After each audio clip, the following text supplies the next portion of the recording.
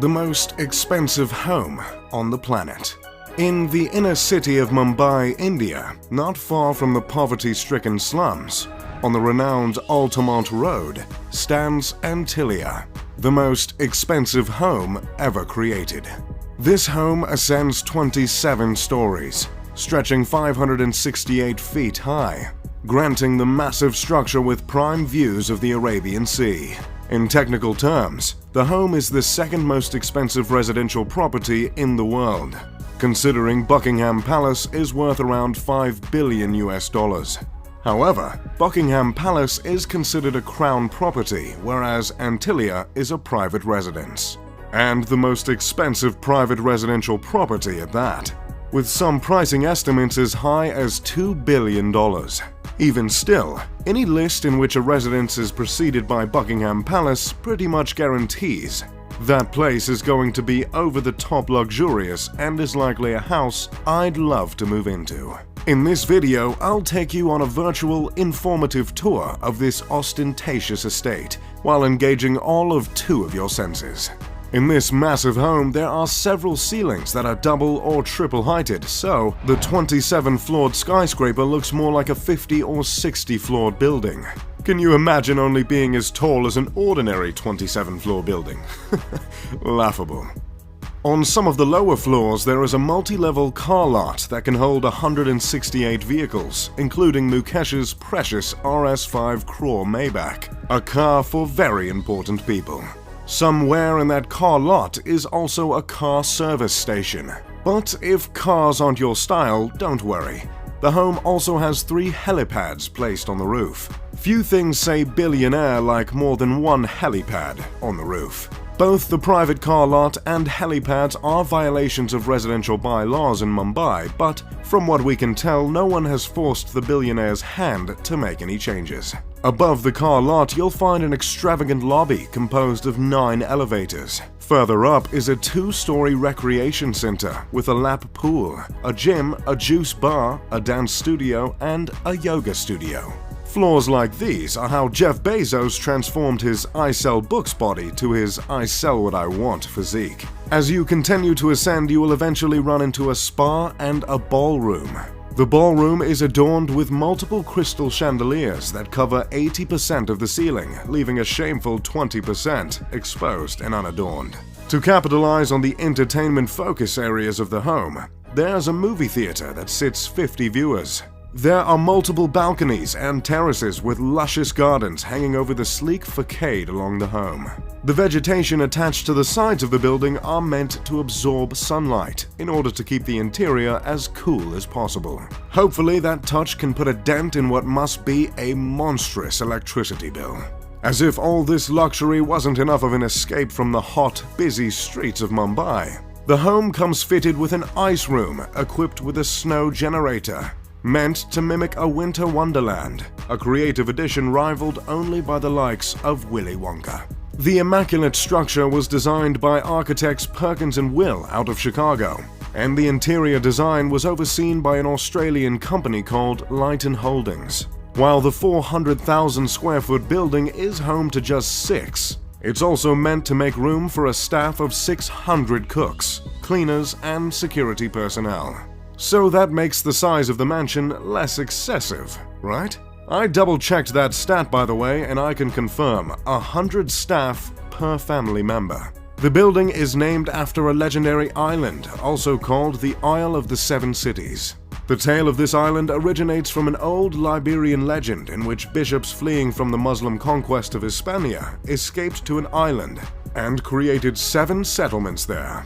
There's not much else on that fun fact, and no one seems to know why the owners of the home took to that fabled island. But that's the thing with being a billionaire. No one questions your decisions. Considering the unique shape of the skyscraper and the fact that its construction cost not 6, not 7, not 8, but 10 figures, it'd be a fair assumption to presume the design of the home is symbolic, or at least, on purpose. And that assumption would be correct. This incredible structure was meticulously crafted with Hindi influence and generously laced with religious symbolism.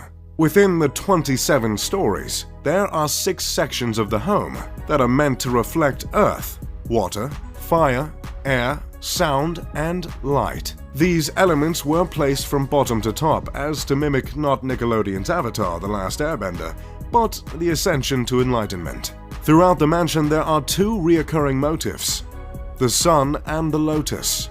These symbols are meant to represent rebirth. The materials used to stand for these themes include marble, crystal, and none other than mother of pearl. There is a temple in the home in which the family of 6 goes to pray regularly. There are many statues of Hindu deities throughout the home, including the Hindu god Ganesh, revered as the remover of obstacles, and Shiva, the Hindu deity who destroys to make way for new creation. Along with religious themes and the motifs of lotus and sun, the house is said to have been inspired by the Atlantic Ocean. The owner of the $2 billion home is Mukesh Ambani, a petroleum titan, chairman of Reliance Industries and, surprise surprise, the richest man in India. Mukesh is responsible for 1/5 of India's exports, which is absolutely outrageous considering India makes up for 1/3 of the Earth's population. Mukesh's father created a business that turned into the world's biggest producer of polyester fibers and yarns. Mukesh multiplied his inheritance many times over to become one of the richest men in all of Asia. For years, Mukesh was a member of the top 10 richest people in the world, and during one surge in India's stock market in 2007, he was believed to be the richest man on the planet. But as of recently, he sits comfortably at the 20th spot. Mukesh is worth $40.1 billion and is 61 years old. Did someone ask one of only 2 individuals from Asia to earn a spot on the list? Mumbai is the commercial capital of India and is also called the city that never sleeps because I guess they didn't know that slogan was already taken. This city is also home to the entertainment industry in India, so it's commonly known as Bollywood, yet another thing they ripped from the United States. While the city is home to the world's most expensive house, it's unfortunately also home to the world's largest slum. The popular film Slumdog Millionaire was set in Mumbai. The public reception of the house's creation has been harsh at best. I believe offending neighbors comes standard when you're creating a home worth over $1 billion, but there is certainly warrant for any offense taken in this particular case, I must admit. While the house was built on the richest stripe of land in the city, it's hard to not notice the contrast in a city like Mumbai, with such depths of poverty just blocks away. Gyan Prakash told the New York Times in 2010 that the home is in a way reflective of how the rich are turning their faces away from the city.